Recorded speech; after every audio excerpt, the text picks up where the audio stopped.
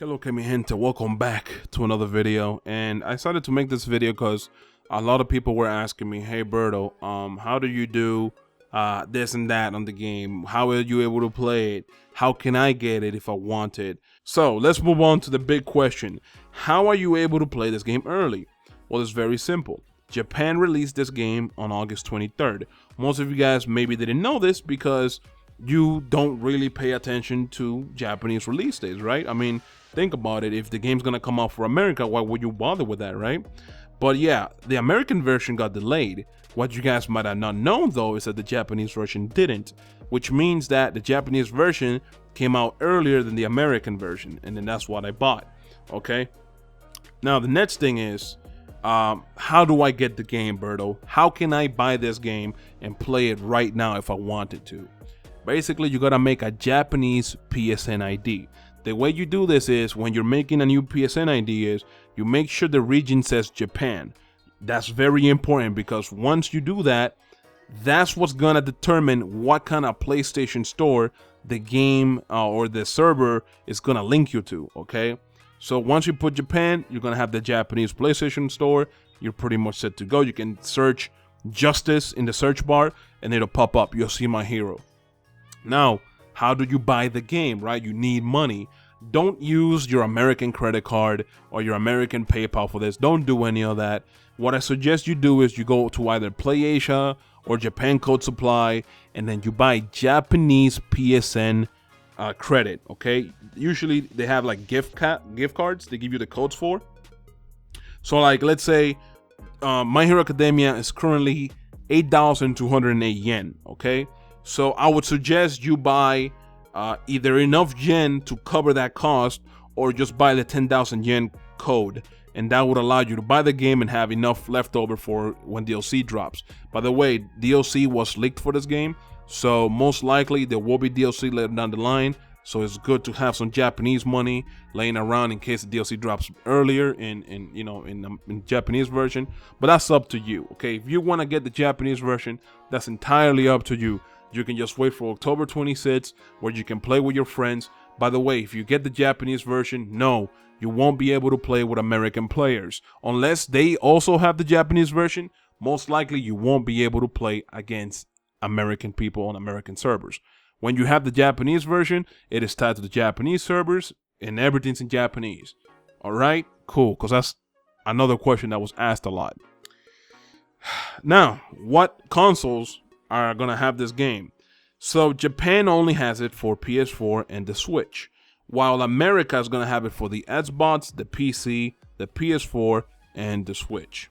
All right, so basically Japan doesn't really like the Xbox. It doesn't sell well over there, so they only have it for PS4 and the Switch. And PC players in Japan are not really a big thing either, from what I understand. So there you go.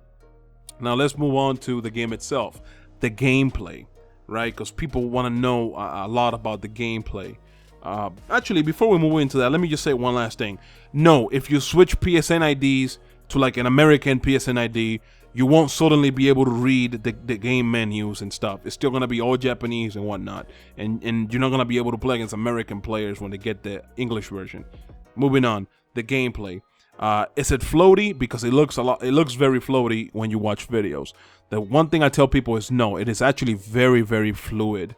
It does seem floaty when you watch videos, but trust me, once you actually get your hands on it, it is a completely different story.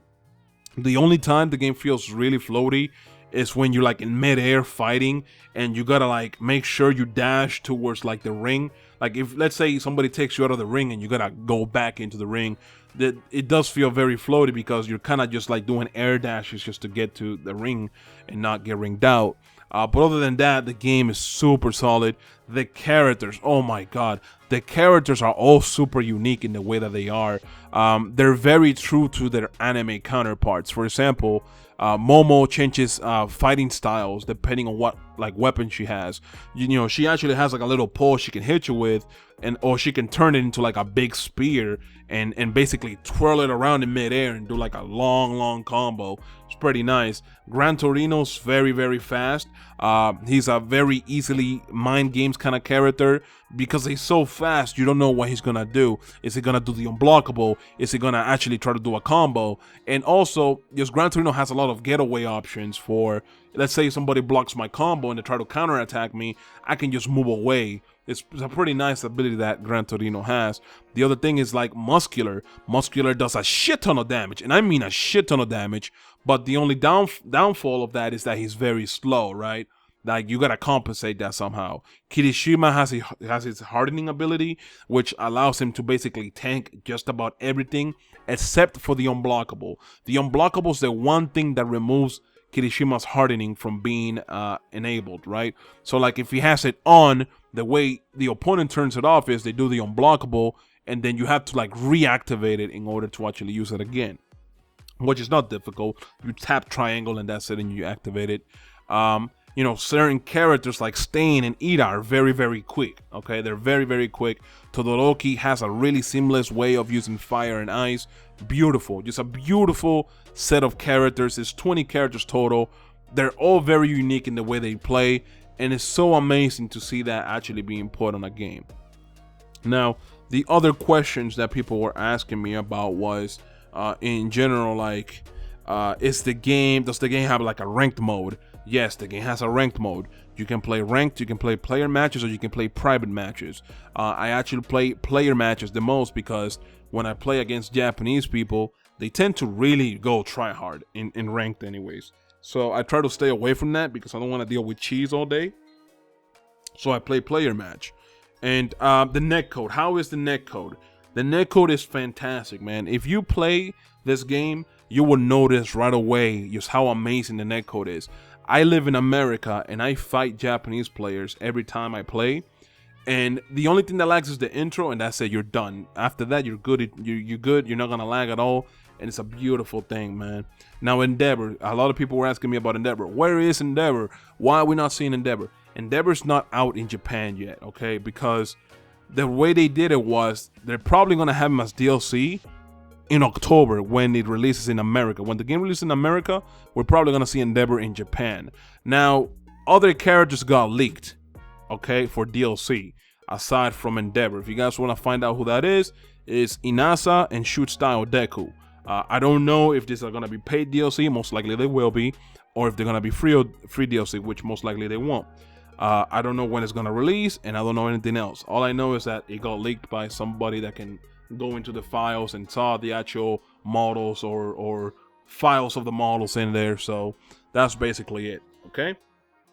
Overall, the game is very enjoyable. Is it worth $60? No. People ask me how much the game was worth to me.